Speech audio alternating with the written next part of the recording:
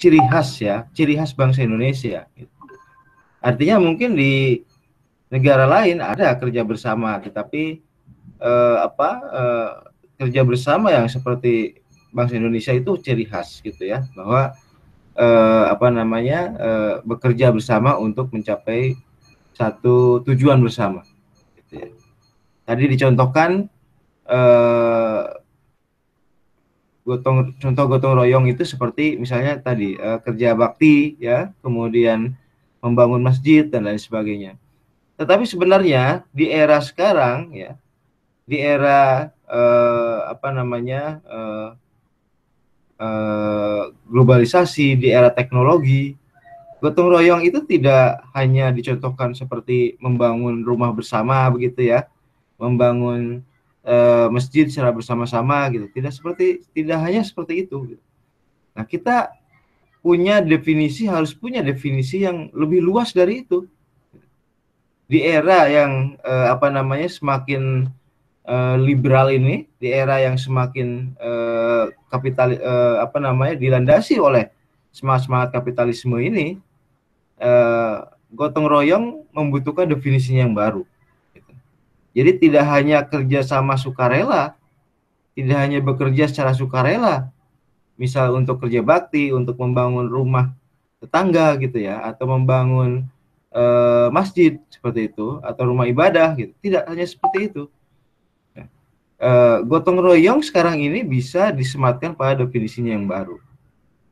Definisinya yang baru ini lebih luas ya, dalam arti bahwa gotong royong tidak hanya kerja sukarela, tetapi gotong royong juga bisa disematkan dalam kerja-kerja yang katakanlah menguntungkan secara materi gitu.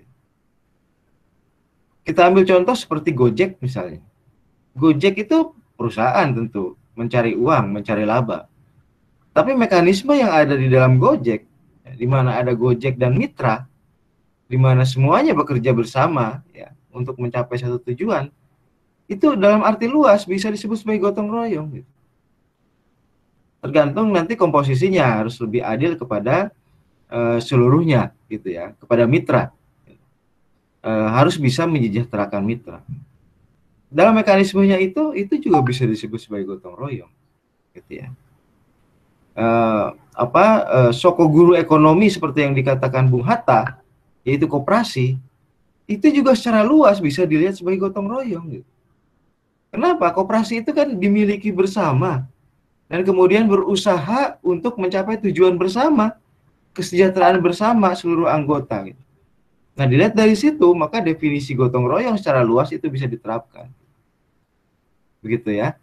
Jadi, kita tidak bisa hanya melihat gotong royong seperti misalnya tadi kerja bakti, kemudian kerja membangun rumah di lingkungan yang rusak misalnya gitu ya. Seluruh tetangga datang, kemudian bekerja secara sukarela. Tidak hanya seperti itu. Gotong royong juga mencakup kerja-kerja pencarian laba, tetapi tentu dengan mekanisme yang seperti Gojek itu, yang ada mitra dan kemudian ada holdingnya gitu ya. Itu definisi gotong royong yang bisa diperluas gitu. Ya. Dengan begitu maka kita bisa punya model ya untuk bentuk ekonomi, gitu. Untuk bentuk ekonomi yang cocok dengan bangsa Indonesia. Karakter bangsa Indonesia itu kan seperti kata Bung Hatta itu kolektif. Ya. Karakter bangsa Indonesia itu karakter masyarakat kolektif. Dalam arti bahwa masyarakat yang lebih mengutamakan kepentingan bersama, kepentingan masyarakat. Gitu. Ini berbeda dengan masyarakat Barat yang individualistis. Ya. Seluruhnya diacu kepada kepentingan pribadi, kepentingan individu. Gitu. Ya.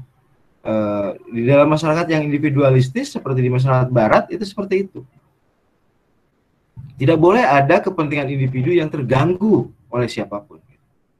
Nah, tetapi di dalam masyarakat kolektif seperti bangsa Indonesia, seringkali bahkan kepentingan individu itu sengaja dipinggirkan sendiri oleh individu itu untuk kemudian mengedepankan kepentingan bersama. Gitu.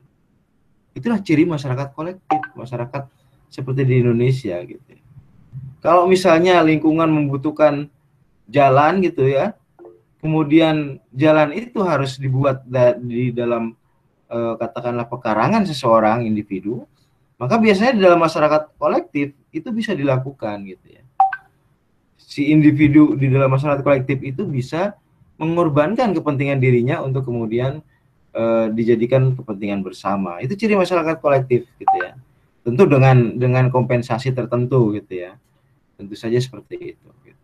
Berbeda dengan di dalam masyarakat yang individualistis, meskipun masyarakat membutuhkan jalan itu misalnya, tetapi kalau si empunya tanah itu tidak rela ya untuk memberikan, maka tidak bisa dilakukan. Gitu ya. Maka tidak bisa dilakukan. Nah itu contoh gotong royong yang diperluas.